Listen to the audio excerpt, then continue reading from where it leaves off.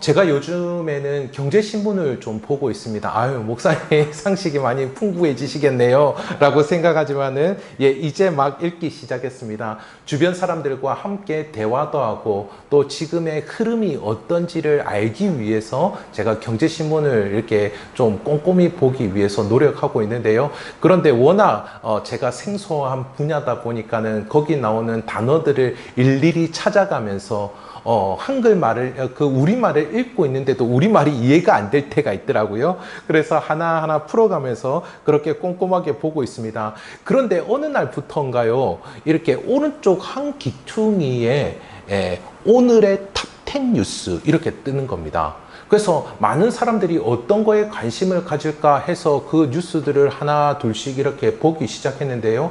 그런데 웬걸요, 이틀이 지나고 3일이 지나고 일주일이 지났는데도 탑1은 늘 똑같은 겁니다. 늘 똑같은 항목, 같은 종류의 뉴스가 늘 탑1으로 되어 있는 겁니다.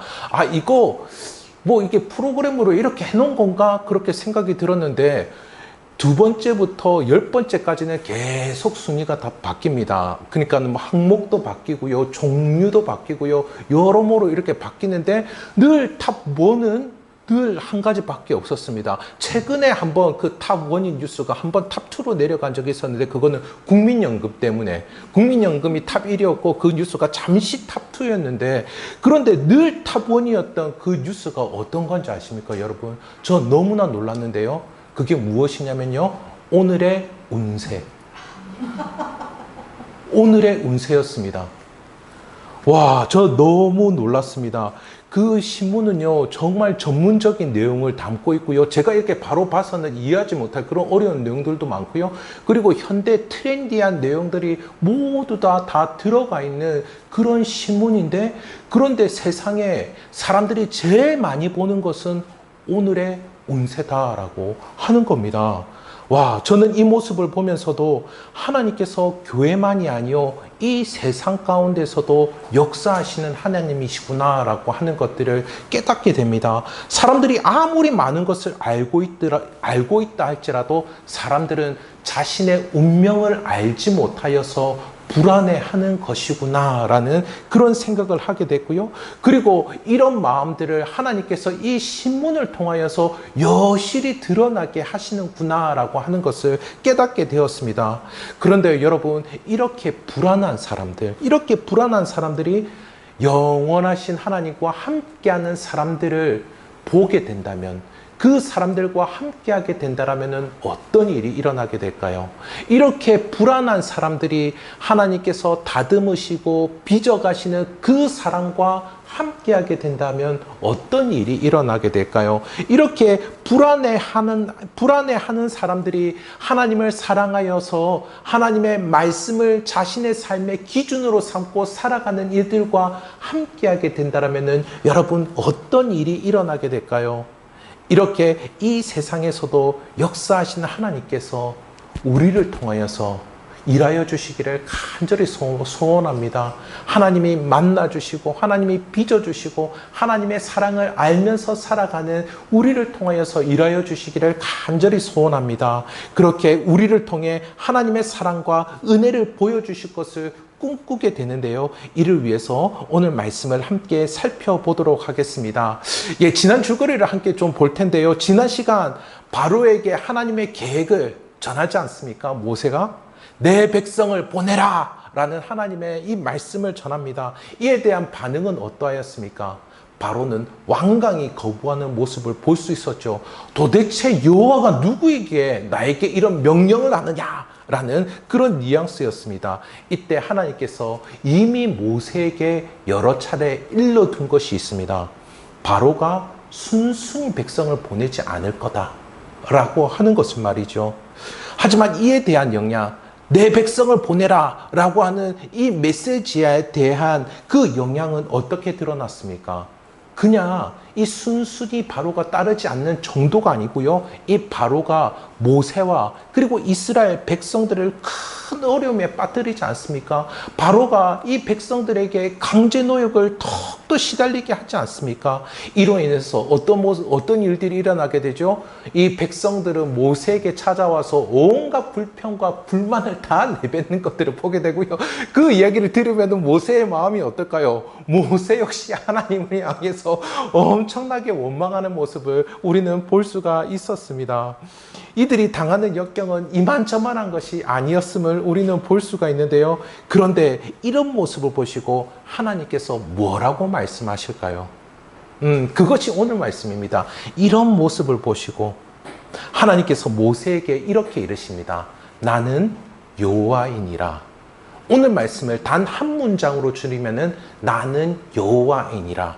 모세, 너가 이스라엘 백성에게 가서 전해야 할 이야기도 이 이야기다. 나는 여호와이니라.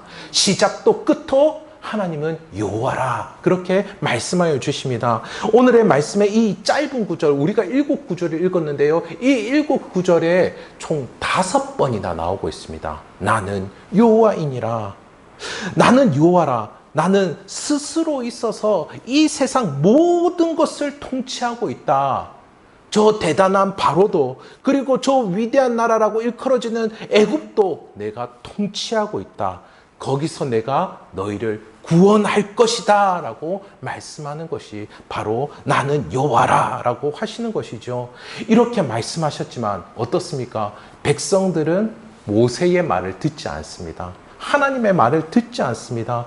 그들은 마음이 상하고 가혹한 노역에 시달리고 있어서 말씀을 받아들이지를 않습니다. 이렇게 하나님께서 이야기하셨는데요. 여러분, 이 모습을 어떻게 봐야 할 것 같습니까? 하나님은 구원하시겠다. 모든 것들을 다 컨트롤해서라도 내가 너희를 데리고 나오겠다. 약속의 땅으로 이끌겠다. 그런데 우리는 하나님을 믿을 수가 없습니다. 지금 우리 이 강제노역에 시달리는 거 보고 있지 않습니까? 이런 반응을 하고 있다는 것입니다. 여러분, 이와 같은 성경의 이 장면들을 볼 때마다 여러분 마음 가운데는 어떤 마음이 드시는지요? 이런 믿음 없는 것들, 이런 반응을 하실 수가 있겠습니까? 사실 우리도 이와 같은 모습 가운데 살고 있을 때가 많다는 것이죠. 하나님은 영원한 하나님의 나라로 우리를 인도하시겠다. 그렇게 말씀해 주셨습니다. 완전한 그 나라로 인도해 주시겠다라고 말씀해 주셨어요. 하지만 이 세상에서 하나님을 믿고 따르는 데 있어서는 갈등이 많다라고 하는 것입니다. 믿음의 삶을 온전히 살면 살수록 이 세상에서 큰 부딪힘을 겪게 되는 일들이 더 많이 일어나게 된다라고 하는 것이죠. 그래서 우리도 믿음이 없이 하나님을 향하여서 불만과 불평을 내뱉고 때로는 원망할 때도 있다라고 하는 것이죠. 그리하게 나는 여호와라 하시는 오늘의 말씀이 우리에게 주는 이 의미가 무엇인지 우리는 꼭 살펴볼 필요가 있는 줄 믿습니다. 먼저 이 본문의 의미를 보도록 하겠습니다. 여러분께 제 유인물이 여러 개 있는데요. 그 유인물 중에 하나가 이 말씀을 이렇게 체계적으로 정리해둔 그런 본문입니다. 그거를 보시면 되겠습니다. 먼저 이 본문의 의미는요. 하나님은 이스라엘 백성에게 하나님을 여호와로 경험하여 알게 하신다라는 것입니다. 그냥 알게 하시는 것이 아니고 경험하여 알게 하신다라고 하는 것이죠. 여호와, 이 이름의 의미는 우리는 이전에 모세를 부르실 때 살펴보지 않았습니까? 스스로 계신 분이시다라고 하는 것을 우리는 확인했었습니다. 오늘 말씀의 3절을 보도록 할 텐데요. 제가 읽어보도록 하겠습니다. 내가 아브라함과 이삭과 야곱에게 전능의 하나님으로 나타났으나 나의 이름을 여호와로는 그들에게 알리지 아니하였고. 여러분, 아브라함과 이삭과 야곱, 이스라엘의 조상들인데요. 이들이 여러분 여호와를 몰랐을까요? 여호와 하나님을 여호와 하나님이라고 부르지 않았을까요? 아닙니다. 이들은 하나님을 여호와 하나님으로 많이 들었고 그렇게 그들도 불렀을 것입니다. 창세기를 보면요. 그 근거가 뭐냐면 창세기를 보면요. 이 여호와라고 하는 이 단어가 총 몇 번 나타나면요. 우리말 개역 개정판에는 166번이나 나타납니다. 그러니까 이들이 모를 리가 없었을 것입니다. 그런데 이들에게 알리지 않았다라고 하는 말씀, 이 말씀은 어떤 말씀일까요? 여러분, 성경에서 안다라고 하는 그 의미 여러분 잘 아실 것입니다. 이것은요, 히브리어로 호크마 이렇게 이야기하지 않습니까?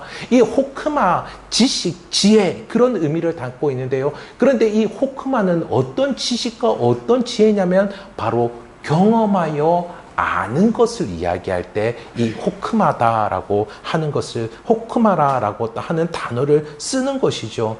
그러니 여기서 아브라함과 이삭과 야곱은 어떻다라고 하는 것입니까? 그들은 하나님을 여호와로 아직 경험해 본 적이 없다라고 하는 것입니다.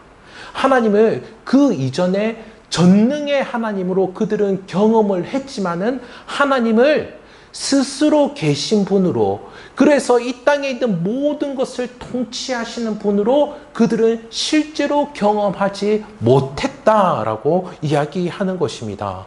아브라함, 여러분, 아브라함은 어떻습니까? 아브라함은 자녀가 없었습니다. 하나님께서 아브라함을 민족의 아버지로 세워주시겠다라고 말씀해 주셨는데 자녀가 없었다라고 하는 것이죠. 그러나 어떻게 하였습니까? 하나님께서 그에게 믿음을 주시고 믿음의 자녀 이삭을 낳도록 했습니다.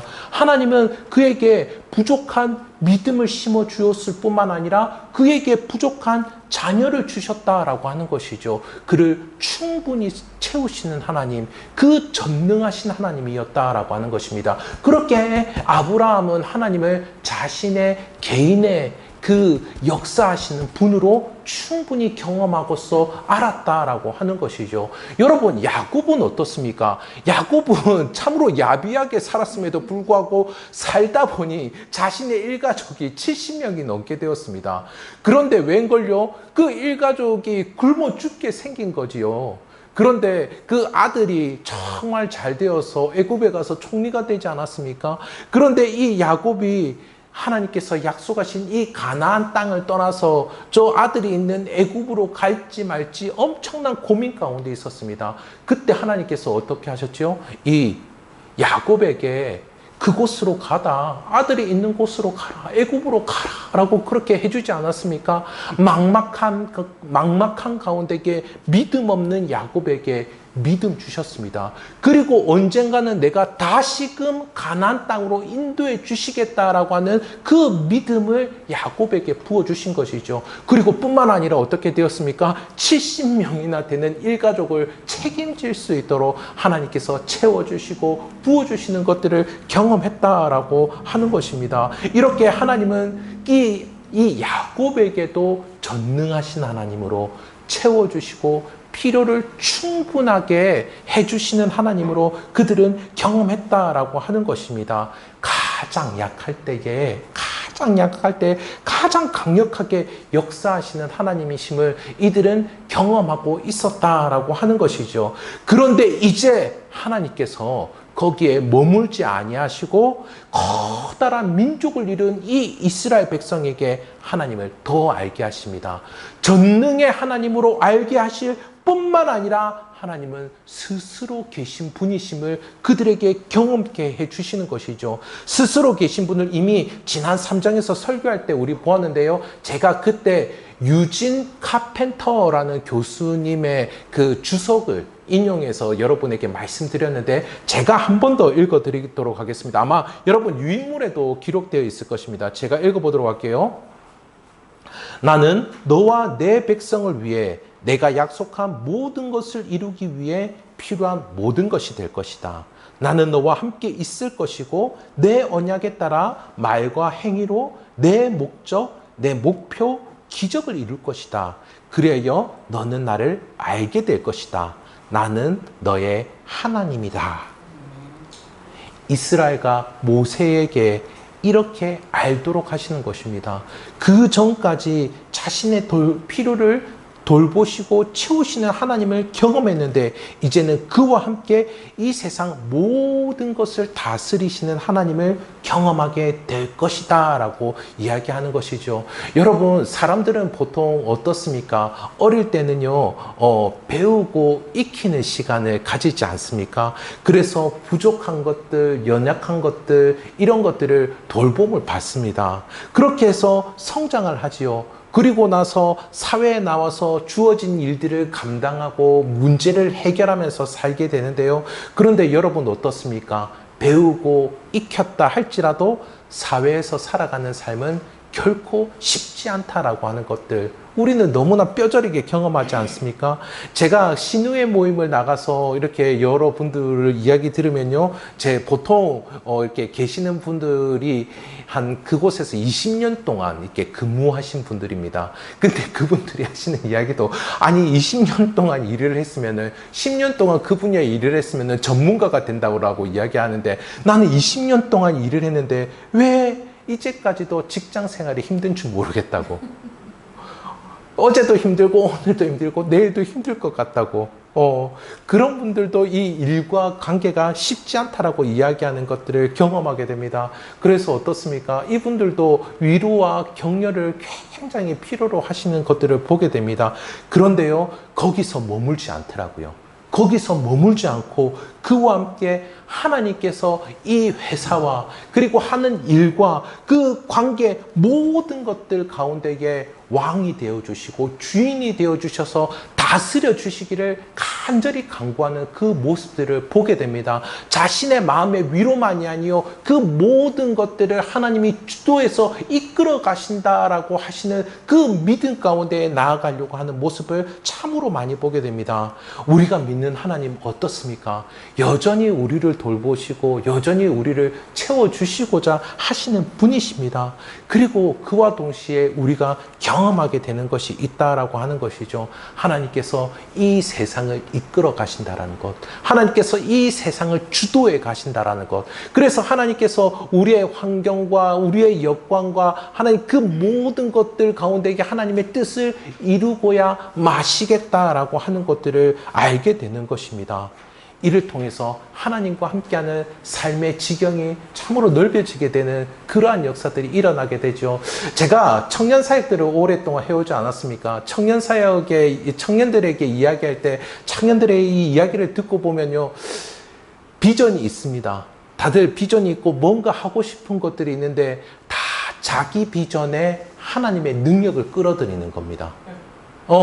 다 자기 비전에 하나님께서 원하시는 것이 아니고 내가 원하는 것 가운데에 하나님의 능력을 빌어 쓰려고 하는 모습들을 참으로 많이 보게 되어서 제가 그거 아니다 늘 이야기를 해줬는데요. 그쵸? 그것이 아니죠. 어떻습니까? 하나님이 온 세상을 이끌어 가시고 하나님이 온 세상을 주도하고 계실 때 그것 가운데에 우리가 함께 하는 것이죠. 하나님께서 주도권을 가지고 이끌어 가실 때 우리는 그것 가운데에 편승해서 함께 가는 것이죠. 하나님은 우리의 필요를 돌보시고 하나님은 우리를 위로하시고 격려도 하시지만 하나님은 스스로 계신 그 분이고 모든 것을 통치하는 분이어서 우리가 그 하나님께 편승하여서 나아갈 때에 그것 가운데에 우리는 하나님의 구원하심과 하나님께서 이 땅을 다스리고 통치하는 것들을 친히 경험하게 될 줄 믿습니다. 이처럼 우리의 믿음의 지경이 넓어지는 것, 스스로 계신 하나님이 우리와 함께하고 계시다라는 그 믿음의 자세를 가질 수 있으시기를 간절히 소원합니다. 그 하나님을 경험하여 알게 되시는 축복이 우리와 함께하게 되기를 우리 주님의 이름으로 간절히 소원합니다. 두 번째로 우리가 본문을 통해서 알 수 있는 의미는요, 이렇게 하나님은 온 세상을 다스리는 가운데에 특별히 이 이스라엘 백성들을 속량하여 주신다라고 하는 것입니다. 하나님은 바로도 애굽도 애굽의 우상들도 하나님의 뜻대로 통치하십니다. 어떻습니까? 이들은 온전치 못하고 죄악되기에 하나님은 그들을 심판의 방법으로 통치하고 계시는 것들을 보게 되는데요. 그런데 이렇게 그들을 향하여서 심판으로 통치하는 것은 반대로 하나님의 백성인 이스라엘에게는 무엇입니까? 이것이 바로 구원이지요, 구원. 이들을 짓밟는 것은 백성들에게 있어서는 구원입니다. 이렇게 하나님의 속량하심을 경험하게 된다라고 하는 것이죠. 오늘 본문의 6절과 7절을 읽어보도록 하겠습니다. 제가 6절, 여러분 7절 읽어주시기 바랍니다. 그러므로 이스라엘 자손에게 말하기를 나는 여호와라. 내가 애굽 사람의 무거운 짐 밑에서 너희를 빼내며 그들의 노역에서 너희를 건지며 편팔과 여러 큰 심판들로서 너희를 속량하여 너희를 내 백성으로 삼고 나는 너희 하나님이 되리니 나는 애굽 사람의 무거운 짐 밑에서 너희를 빼낸 너희 하나님 여호와인 줄 너희가 알지라. 아멘. 여기서 속량이라는 단어가 참으로 인상적이지요. 현대 우리가 살아가는 사회에서는 일반적으로 잘 쓰지 않는 표현인 것 같습니다. 그리고 보통 이 값을 치른다라는 의미를 가지고 있는데요. 이 속량이라는 단어를 이야기하기 위해서는 두 가지 전제 조건이 필요합니다. 이것이 잘 나타나는 것이 레위기와 민수기에 있는 이 하나님의 법들인데요. 이 속량은 우선은 이 속량하는 사람, 그러니까 값을 치르는 사람과 속량 받는 사람이 있는데 이 두 사람의 사이가 아주 가까운 관계입니다. 친족 관계다라고 하는 것이죠. 그리고 이 친족을 위하여서 대신 값을 치루어 주는 것입니다. 그러니까 예를 들어서 이런 것입니다. 친척이 자기 땅이 있는데 너무 가난해져서 땅을 팔아야 될 만한 그러한 상황 가운데 이른 것이죠. 그런데 아주 가까이에 있는 친척이 와서 대신 그 밭의 값을 치루어 주는 것입니다. 그래서 그 밭을 계속해서 어떻습니까? 속량 받는 사람의 이름으로 계속해서 그 밭이 유지되어질 수 있도록 대신 값을 치루어 주시는 것이죠. 그렇다면 여기서 하나님께서 속량하신다라는 말씀은 어떤 의미이겠습니까? 하나님께서 속량하신다라는 이 말씀은 하나님께서 이스라엘을 지키시기 위하여 모든 능력과 모든 값을 다 치르겠다라고 하는 것입니다.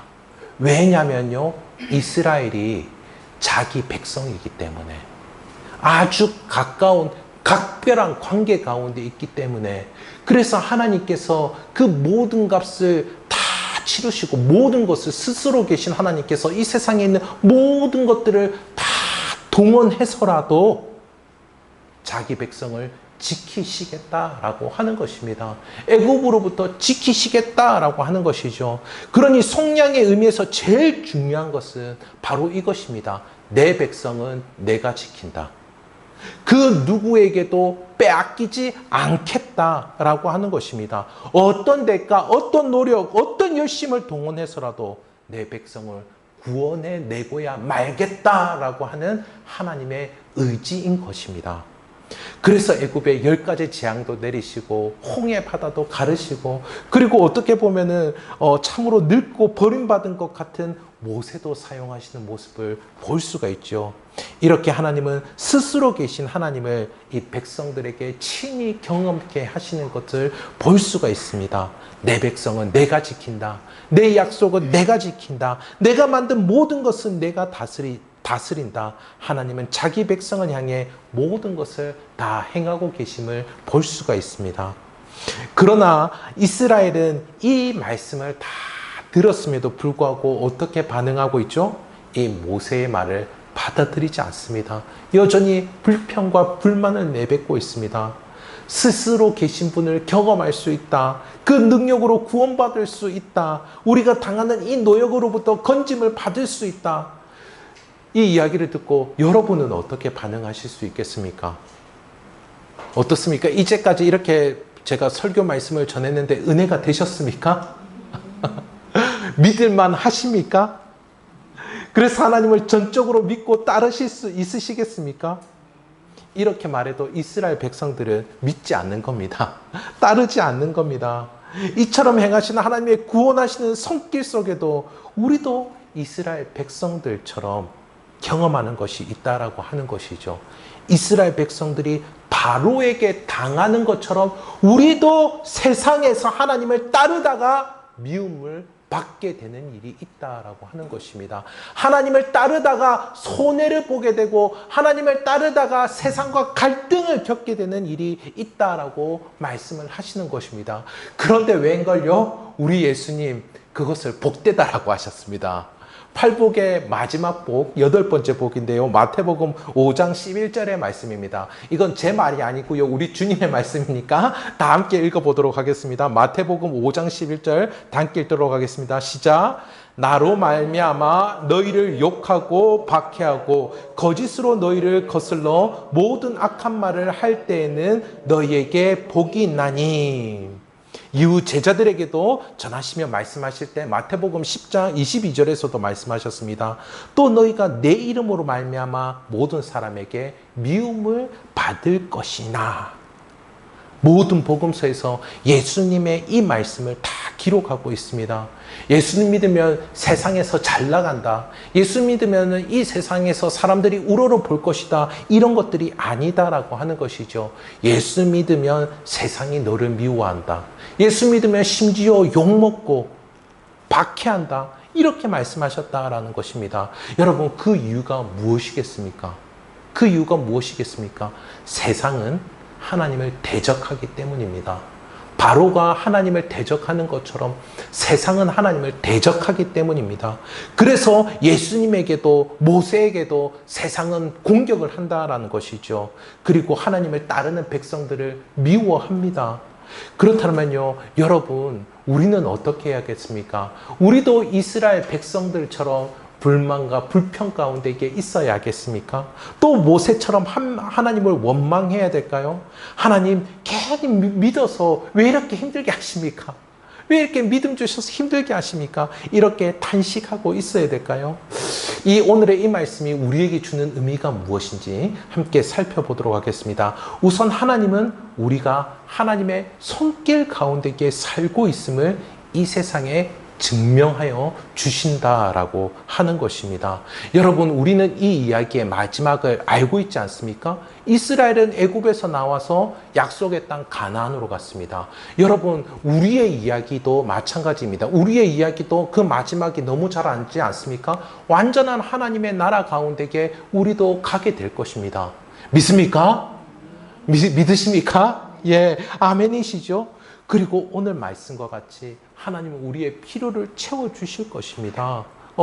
그리고 그 모든 것을 동원해서라도 하나님은 하나님의 품 안에 하나님의 나라로 우리를 이끌고 가실 것입니다. 그렇다면 우리를 대적하는 이 세상 속에 우리는 어떻게 살아야 할까요? 어떻게 살아야 될까요? 여러분, 마르다, 마리아, 나사로 이 3남매 잘 알죠? 이 트리오 너무 잘 알지 않습니까? 마르다는 예수님이 온다는 소식에 어떻게 했습니까? 어떻게든 대접을 잘해야지라고 하면서 음식을 잘 준비하고 있었고요. 그리고 예수님이 오셨을 때 마리아는 어떻게 합니까? 예수님의 발 앞에 앉아서 예수님의 말씀을 듣고 있지 않습니까? 그런데 우리가 잘 아는 이야기, 마르다가 마리아에게 핀잔을 주지요. 너도 좀 와가지고 예수님 영접하고 대접할 좀 준비 좀 하라고. 그런데 예수님이 뭐라고 하십니까? 마리아가 옳다라고 그렇게 이야기하십니다. 근데 많은 분들이 이거를 착각해서요. 그러면은 마르다는 틀린 겁니까? 이렇게 착각하는데 아니요. 마르다도 맞는 겁니다. 마르다도 맞습니다. 옳습니다. 마리아도 맞습니다. 하나님 앞에 나와서 예배 드리는 것도 맞고요. 그리고 하나님을 위하여서 몸된 공동체를 위하여서 봉사하는 것도 맞습니다. 둘 다 맞아요. 여러분, 이 마리아와 마르다가 교회에 있다라면 어떻겠습니까? 마리아와 마르다가 교회에 있다고 하면은 너무 좋지 않겠습니까? 칭찬 시스터즈. 칭찬 시스터즈입니다. 칭찬 시스터즈. 그런데 여러분, 사람들에게 이게 관심을 받고 사람들이 함께하고 사람들이 주목하여 보는 사람은 누구일까요, 여러분? 마르다도 아니고 마리아도 아니고 나사로입니다. 나사로. 왜 나사로를 봅니까? 나사로가 대단한 열심을 가지고 있어서 그렇습니까? 아니죠. 나사로는 어떤 사람입니까? 죽었다가 살아난 사람입니다. 나사로는 하나님의 역사를 체험한 사람입니다. 나사로는 하나님의 생명 주신 그 역사들을 경험한 사람입니다. 나사로는 한 게 아무것도 없습니다. 나사로의 업적 이렇게 나오면은 예수님과 같이 친하게 지냈다 이 정도를 아주 짤막하게 나오는데 얼마나 친하게 지냈는지는 모르겠는데 여하튼 나사로가 한 것은 거의 없어 보이는데 사람들은 나사로를 보러 나오는 것이죠. 왜입니까? 마르다의 열심과 마리아의 순수한 모습 그게 아니고요. 그에게는 하나님의 역사가 함께 했다라는 것을 많은 사람들이 보고 있었다라고 하는 것입니다. 여러분, 이스라엘 백성도 마찬가지이지 않습니까? 하나님은 애굽에 10가지 재앙을 내리실 때 이스라엘 백성만을 지켜주셨습니다. 이스라엘 백성들이 광야를 걷고 있을 때 전쟁 무기 하나 없고 전쟁 훈련도 받지 못했는데 그런데 그 광야의 모든 전쟁에서 승리하셨습니다. 하나님께서 그들을 지켜줬기 때문이죠. 왜 이런 일이 일어나게 되었습니까? 다 하나님의 도우심, 역사심이기 때문이지 않습니까? 그런데 이 일들을 주변에 있는 모든 나라들이 다 안다라는 것이죠. 그래서 이 이스라엘 백성들이 가나안 땅으로 들어갈 때 어땠습니까? 가나안 사람들이 벌벌 떨지 않았습니까? 오합지졸 이스라엘에게 벌벌 떤 것입니까? 아니죠. 그를 돌보시고 그들을 이끄시는 하나님 앞에 벌벌 떨고 있었던 것입니다. 그들을 위해 온 세상을 통치하시는 하나님이 계심을 그들이 보았기 때문이죠. 여러분, 하나님은 우리도 이렇게 빛으로 향기와 편지로 세우려고 하시는 하나님이십니다. 앞서 마태복음 5장 11절에서 하나님의 백성이 이 세상에서 욕먹고 박해당한다라고 그렇게 말씀을 드렸는데요. 그 이후 14절에서 이렇게 나오고 있습니다. 마태복음 5장 14절 말씀 우리 다 함께 읽어보도록 하겠습니다. 너희는 세상의 빛이라 산 위에 있는 동네가 숨겨지지 못할 것이요. 이렇게 말씀하고 있습니다. 빛입니다. 사도 바울은 고린도 교인들을 향해 이렇게 이야기합니다. 그들은 음란하고 부도덕한 모습 가운데 있었던 이들이었는데요. 그런데 이 고린도후서 2장과 3장에서 뭐라고 말씀하는지 아십니까? 너희는 그리스도의 향기요. 너희는 그리스도의 편지라 그렇게 말씀하고 있습니다. 예수님을 따르던 제자들도 초대교회에 하나님을 예배하던 이들도 모두 세상에서 비난받고 때로는 박해당하기도 했습니다. 그런데 어떻습니까? 세상은 그들에게 시선이 빼앗기고 있습니다. 나사로를 보는 것처럼 그들에게 시선을 빼앗기고 왜입니까? 그들이 빛이기 때문이죠. 그리고 그들의 향기에 빠져버리게 되고 그들의 모습에서 하나님의 메시지를 보게 된 것입니다. 실제로 보면요. 예수 믿는 사람을 핍박했던 사람들 많은 이들이 어느샌가 자기도 예수 믿고 있는 것들을 보게 되지 않습니까? 대표적인 인물이 누구입니까? 사도 바울이 그랬고요. 그리고 최근에 우리나라에서는 어떤 인물이 있습니까? 자신의 딸을 굉장히 못마땅히 여겼던 이어령 교수도 어느샌가 자신도 예수님을 믿게 되었죠. 그리고 저희 아버님도 그랬습니다. 제가 예수님 믿는다고 했을 때 저희 아버님이 크리스마스 날 저를 집에 가두어뒀습니다. 크리스마스 날 예배를 드리러 가야 되는데 저를 가두었어요. 그런데 저희 아버님 인생 말년 10년 동안 예수님께 푹 빠져서 사셨습니다. 장애우들 10년 동안 섬기고요. 그 당시 저는 마르다처럼 교회 봉사를 열심히 한 것도 아니고 마리아처럼 예배를 열심히 드린 것도 아닙니다. 그냥 나사로처럼 갑자기 은혜로 새 생명을 얻게 된 그런 사람이었습니다. 그렇지만 하나님은 사람들의 마음을 만지시고 환경도 다스리셔서 또 우리와 같은 믿는 이들을 매력적으로 만들어 가신다라고 하는 것이죠. 말씀을 맺도록 하겠습니다.